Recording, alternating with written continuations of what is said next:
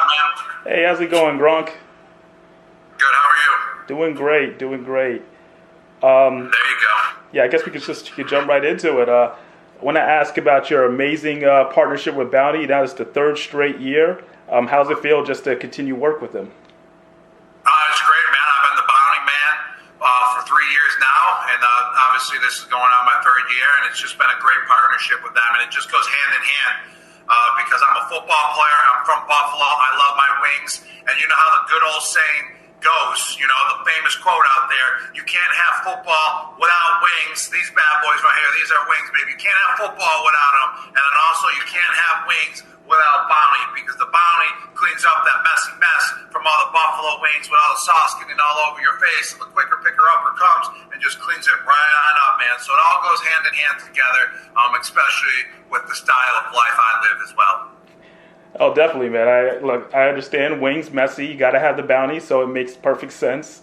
How about just you teaming up with Drew Brees and the latest commercial, I should say, for Bounty, and you're the ultimate wingman. You're wiping them down with the Bounty. Like, just describe that whole scene. Well, that's just being a wingman for Drew Brees, and Drew Brees is my wingman as well, and that's why I chose him, because we're going down to New Orleans for the Super Bowl, and I need him to bring me around the city to the best wing spots out there. And then also just shooting a commercial with him was a pleasure. He was so great to work with, him and Reggie Bush. They were teammates down in New Orleans as well, back in the heydays, about 10 years ago. They were so fun to work with, so great, and Reggie was just such a great player. That was the first time I've ever met him, and I loved watching him play football, especially when he was at USC. So he was kind of like one of my heroes that I finally got to meet, which was really cool. And Drew and we are ready to chow down on some wings and tackle any messes with Bounty when we get to New Orleans as well. We're ready to go. We're strapped up. We're going to take on any challenge. Okay, challenges out there. I like that.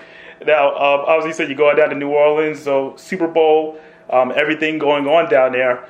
Just take you back to like when you were a player and you were going into the Super Bowl. Obviously, you won it 4 times. What was your mindset just going into all the festivities? Was it tough to stay focused on the actual game coming up? My first time in the Super Bowl, yes, you got distracted because of all the festivities going on, people wanting tickets, all the parties, all that other good stuff as well. But once you've been there and experienced it, like, I can give advice now, and it's just don't worry about that stuff. The biggest focus is the game. The only thing that matters that whole entire week is not the parties. It's not the talk shows. It's not media row. It's all about the game. That's the most important thing. That's all anyone's going to remember, if you lost the game or if you won the game. So just focus entirely on the game, what you got to do to be prepared. Give the tickets out to your family, get that all squared off before the week even starts, and then just focus all your time on the preparation so you're ready to go when the kickoff gets kicked off. Yeah, makes perfect sense. Definitely. Also, just stating, obviously, you're one of the greatest tight ends to ever play the game. Travis Kelce's going for another Super Bowl victory. And he's actually going to pass one of your records in this game. This will be his 23rd postseason start as a tight end. This would actually just pass you. Just what are your thoughts on him at the age of 35 still making plays out there? It's really impressive. He's one of the best players in the game right now.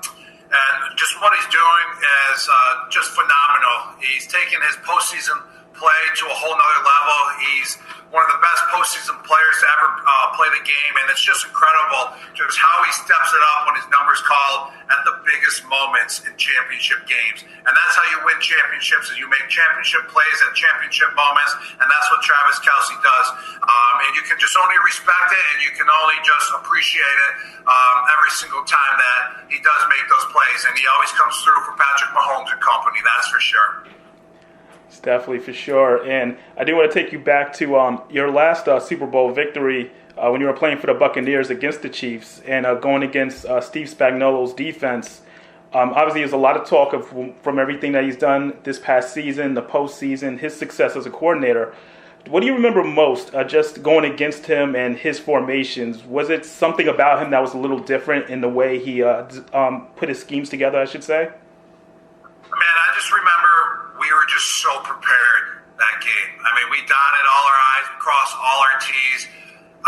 called the play before the play was even called because we were just that prepared. We studied our set of plays that we were going to go into the game with, and we knew them in the back of our head like it was nothing.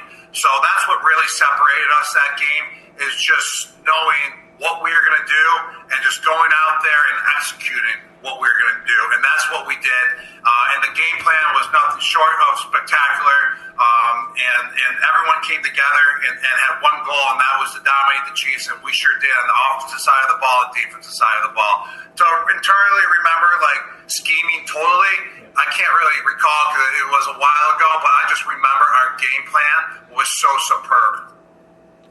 Definitely. And, I have to ask, obviously, all that success alongside Tom Brady, what was it that just that chemistry that you guys have? And, obviously you work together still on the broadcasting side.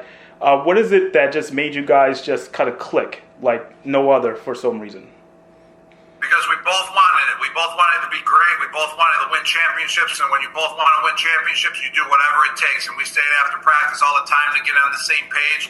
To just keep building our chemistry, and that's what we did, man.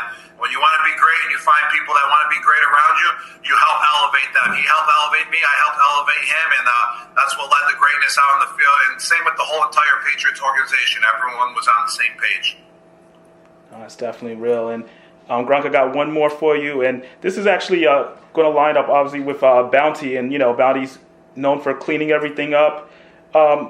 This past weekend, AFC Championship game, Patrick Mahomes he scored a touchdown, but had some problems doing the spike. It got a little sloppy there.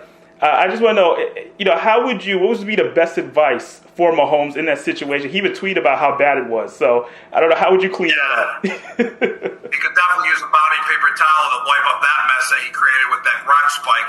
That's for sure. But what he needed to do was have a better grip on the ball, because in order to get some power, you got to wind up, and he wound up, but he didn't have a good grip on the ball. Maybe due to his hand was freezing cold, so he couldn't really grip it how he wanted to grip it, because you got to have a better grip on the ball than when you're throwing it as well in order to spike it. So just warm those hands up and just squeeze that ball harder next time. Squeeze those balls harder before you spike it.